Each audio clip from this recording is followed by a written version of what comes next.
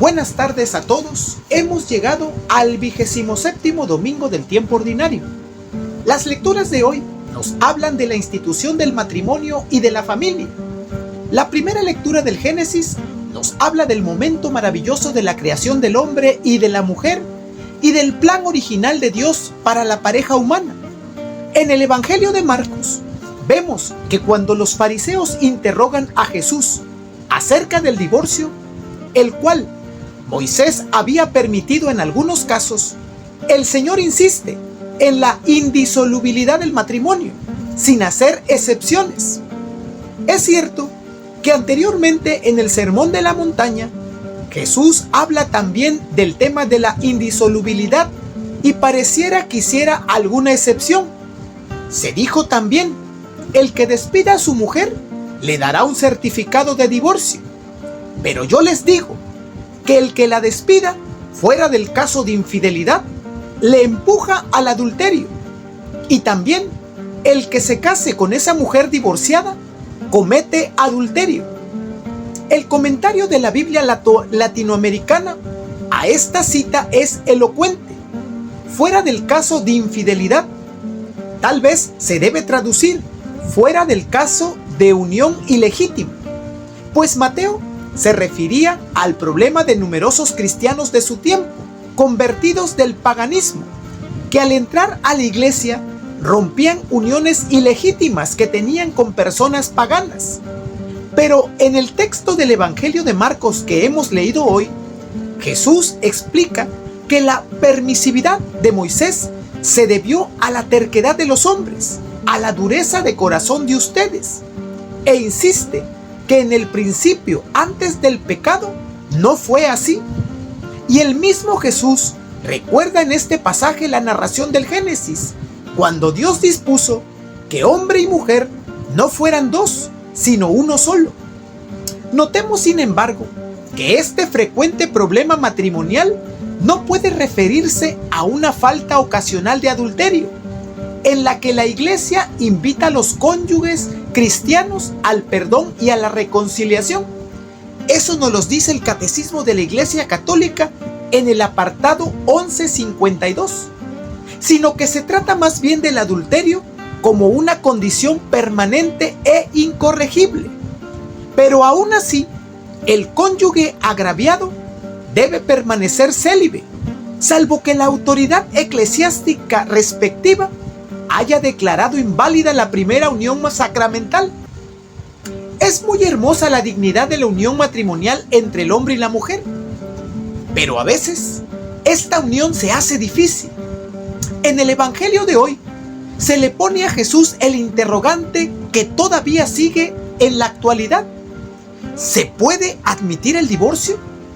En tiempos de Jesús, la ley judía permitía que el marido pudiera dar acta de repudio a la mujer. Esto era interpretado por las escuelas rabínicas como en un sentido muy rigorista, solo en caso de adulterio de la mujer, y por otras con una permisividad mucho mayor, prácticamente por cualquier cosa que desagradara al marido. En todo caso, dar el acta de repudio era mejor que rechazar a la mujer sin más, sin ningún derecho legal. Eso sí, esta ley era unilateral. Solo el marido podía dar ese repudio. Pero Jesús vuelve a las fuentes, apela a la que según el Génesis había sido la voluntad originaria de Dios y establece su clara negatividad al divorcio. Si uno se divorcia de su mujer y se casa con otra, comete adulterio contra la primera. Y añade una cosa que no esperarían sus interlocutores, que tampoco la mujer puede tomar esa iniciativa. Y si ella se divorcia de su marido y se casa con otro, comete adulterio. Esta última posibilidad no era ni contemplada entre los judíos del tiempo. En ambos casos, queda desautorizada por Jesús.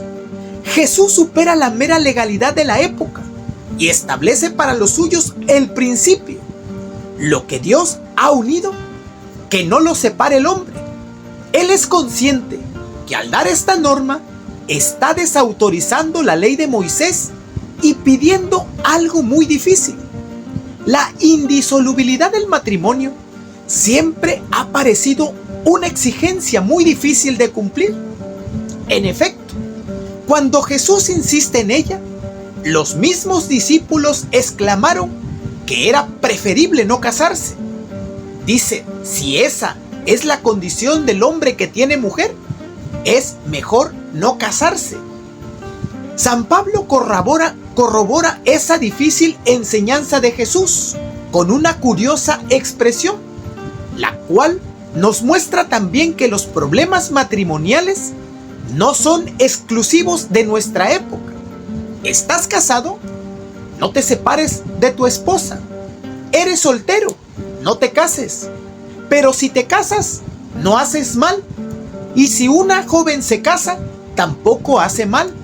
Sin embargo, los que se casan sufren en esta vida muchas tribulaciones que yo quisiera evitarles.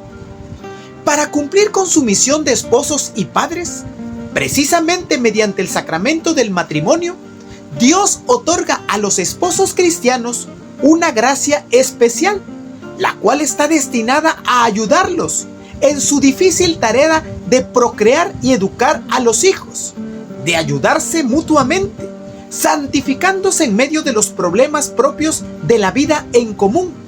Es lo que nos dice el Catecismo de la Iglesia Católica en el apartado 1641 y 42. Pero volviendo al problema de las relaciones entre marido y mujer, la Iglesia está atenta a las situaciones difíciles que se presentan a los esposos cristianos. En todo tiempo, la unión del hombre y la mujer vive amenazada por la discordia, el espíritu de dominio, la infidelidad, los celos y conflictos que pueden conducir hasta el odio y la ruptura. Aún así, la Iglesia no tiene poder para disolver el vínculo de un matrimonio sacramento, nos lo dice el Catecismo de la Iglesia Católica. Entonces, puede parecer difícil, incluso imposible, atarse para toda la vida a un ser humano. De hecho, la mayoría de los jóvenes hoy en día no quieren casarse. Por ello, la Iglesia, consciente de los problemas conyugales, apunta en el Catecismo: existen situaciones en que la convivencia matrimonial se hace prácticamente imposible por razones muy diversas. En tales casos, la Iglesia admite la separación física de los esposos. Los esposos no cesan de ser marido y mujer delante de Dios, ni son libres para contraer una nueva unión. Eso nos lo dice el Catecismo en el apartado 1649. O sea, no pueden volverse a casar por la Iglesia, a menos que un tribunal eclesiástico declare mediante sentencia de nulidad que no fue válido el matrimonio celebrado. Es lo que comúnmente se denomina anulación. Ahora bien, la llamada anulación no se trata de un divorcio a lo católico. Tampoco significa que se esté anulando el matrimonio, sino que se declara que dicho matrimonio no fue válido. O sea, la Iglesia no tiene poder para disolver el vínculo sacramental, solo puede declarar que un matrimonio no fue válido. Quien repudie a su mujer y se casa con otra, comete adulterio contra aquella. Y si ella repudia a su marido y se casa con otro, comete adulterio. Nos lo dice el Evangelio de San Marcos. Eso dijo Jesucristo. Y esto dice el Catecismo. La Iglesia mantiene, por fidelidad a la palabra de Jesucristo, que no puede reconocer como válida una unión si era válido el primer matrimonio. Si los divorciados se vuelven a casar civilmente, no pueden acceder a la comunión eucarística mientras persista esta situación. Lo dice el Catecismo de la Iglesia Católica en el apartado 1650. Así que el Catecismo de la Iglesia Católica es bien claro: no pueden comulgar los que estuvieron casados por la Iglesia y ahora están unidos en matrimonio civil, a menos que se comprometan a vivir en total continencia. El Catecismo es nuestra guía. sobre todo en momentos de confusión como los que estamos viviendo. Por más que uno u otro cardenal, obispo o sacerdote plantee algo diferente al Evangelio y al magisterio milenario de la Iglesia, esta no puede cambiar ni la palabra de Dios ni la verdad. Si hubo un sacramento, lo que Dios unió no lo puede separar el hombre. El Evangelio de hoy, muy oportunamente, concluye con un trozo referido a los niños para completar la imagen de la familia. En efecto, los hijos son el don más excelente del matrimonio y contribuyen mucho al bien de sus mismos padres. De ahí que la consecuencia natural y fin primordial de unión de los esposos sea necesariamente la procreación y educación de los hijos. Los dice el Catecismo de la Iglesia Católica en el apartado 1652 y 53. Sin embargo, hay otros fines del matrimonio cristiano, como son la ayuda y compañía mutua y la canalización del deseo sexual. Nos los dice Pío XI en Casti Connubii. Respecto de la educación de los hijos, el Catecismo nos recuerda por qué se llama a la iglesia familia, por qué se le llama a la iglesia doméstica, a la familia. Los padres han de ser para sus hijos los primeros anunciadores de la fe con su palabra y con su ejemplo. La unión del hombre y la mujer vive siempre en peligro, y ahora más, con todas esas propuestas y leyes tan descabelladas que lo único que hacen es amenazar con destruir no solo el matrimonio y la familia, sino a la civilización entera. Recordemos que el matrimonio es un camino de santidad y como tal tiene sus exigencias y sus cruces. De allí que el Papa Juan Pablo II habló hacia los jóvenes reunidos con él en Roma respecto de la elección de la futura pareja con quien compartir su vida. Decía el Papa: atención, toda persona humana es inevitablemente limitada. Incluso en el matrimonio más avenido suele darse una cierta medida de desilusión. Solo Dios puede colmar las aspiraciones más profundas del corazón humano. En el Salmo 8 dice del hombre como poco inferior a los ángeles. Lo aplica el autor de la carta a los Hebreos, a Jesús, sobre todo en su pasión y muerte. Pero ese momento de total humillación es precisamente cuando es coronado de gloria y de honor, porque Jesús ha padecido la muerte para bien de todos. Lo sorprendente es que afirma que Dios juzgó conveniente perfeccionar y consagrar con sufrimientos al que iba a ser guía de su salvación, Jesús.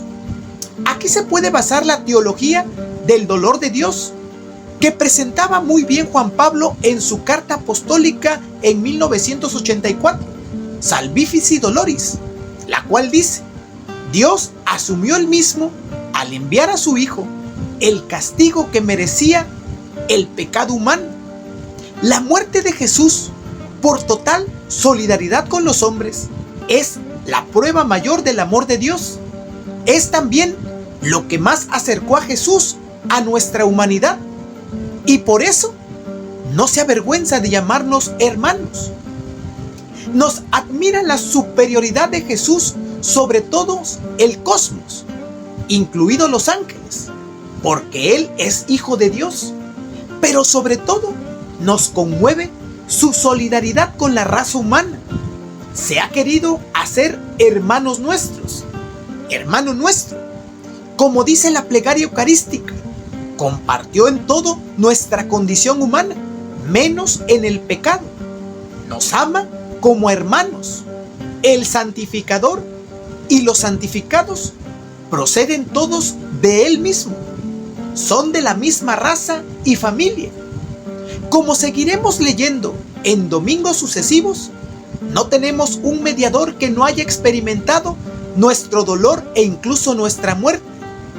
Consagrado por los sufrimientos, nos ha salvado desde dentro y se ha hecho uno de nosotros para llevarnos a la comunión de vida con Dios El Cristo con quien comulgamos en la Eucaristía es el cuerpo entregado por y la sangre derramada por, y participamos así al celebrar el memorial de su muerte en el sacrificio de su entrega por nosotros. Es la convicción que nos llena de confianza y nos impulsa a ser también nosotros en la vida entregados por los demás, si queremos contribuir a la salvación de todos. Que pasen un buen fin de semana.